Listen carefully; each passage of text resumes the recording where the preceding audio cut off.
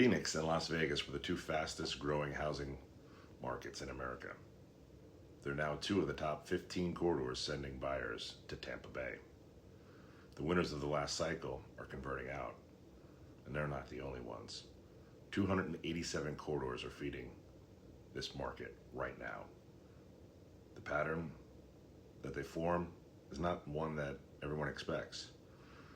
I'm Michael Barbino, been in this market for over 20 years.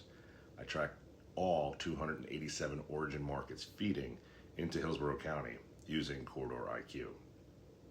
After months of tracking this data, corridor by corridor, a pattern has emerged. It's not random, it's not luck, and it tells you exactly what's coming before it shows up in a single closed sale.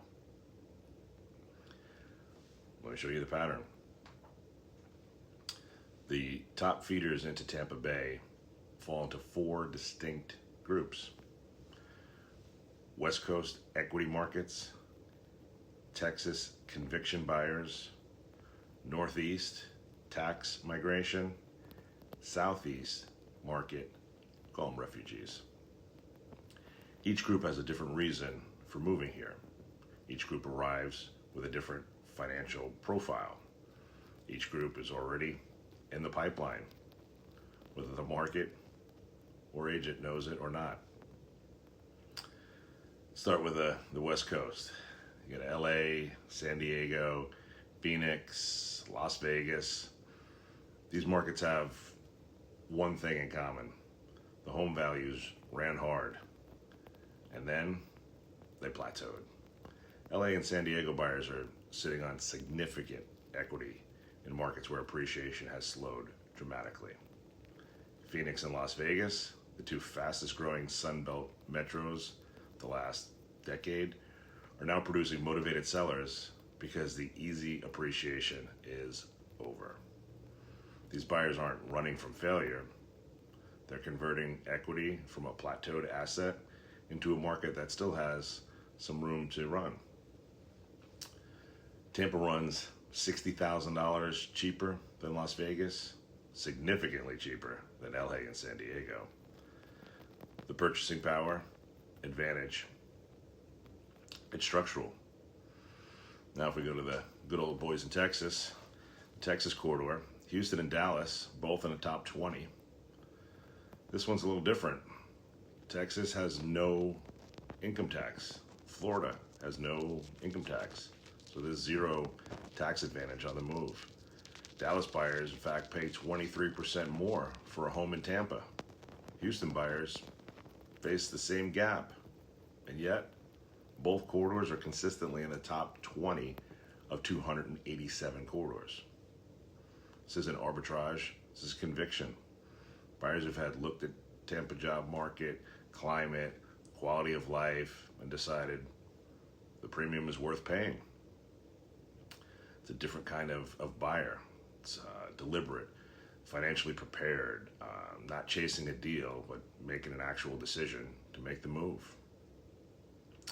Now the Northeast, we're born and raised. So we got Brooklyn, Queens, Bronx, Manhattan, Nassau, Suffolk, you got Hudson, Middlesex, Philly, Westchester. Philly, the only one in there, huh? The New York Metro alone accounts for multiple top 20 corridors feeding into Hillsborough County. That's it. Everybody from New York moving to Florida. Not quite true, but a little bit true. The driver here is tax. New York State income tax runs high, almost 11%. Income is high, so they're losing easily 13,000 plus. Florida, that's zero. 19% of Westchester's workforce is already remote, so they don't have to be there. So the tax bill becomes a choice of whether they want to pay it or not. And since they're not low earners, they're making a big choice as to do they want to save that 11%. High income, college educated professionals, they have equity, and now they're deciding, hey, let's deploy it, let's go. And then we have the Southeast, Charlotte and Atlanta. These are buyers moving from Sunbelt to Sunbelt. They're not running from cold weather. They're not running from high taxes. Charlotte's market is maturing. Their heat score, 40 out of 100. Momentum, it's kind of softening. The Atlanta's market has stabilized. Sellers are sitting on some equity, but they're not seeing rapid appreciation. They'll be a little bit spoiled. And then these buyers who ran the numbers on their own market found a plateaued asset, and they look south. So what does this pattern tell me? It tells me that Tampa Bay is not being chosen randomly. It's being chosen systematically by 4 distinct buyer pools, each with a different reason, but all arriving to the same conclusion. West Coast equity holders converting plateaued assets, Texas conviction buyers buying a premium for the lifestyle, Northeast high earners eliminating a permanent tax bill, Southeast buyers trading a softening market for one with a little bit more runway. 287 corridors, 4 patterns, 1 destination. Most of what gets reported about the market focuses on what already closed. I track what's building upstream.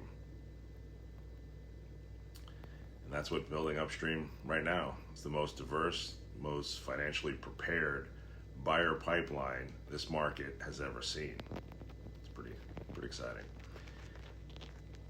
As always, it's not a trend. It's a pipeline. And this is what it looks like before it happens.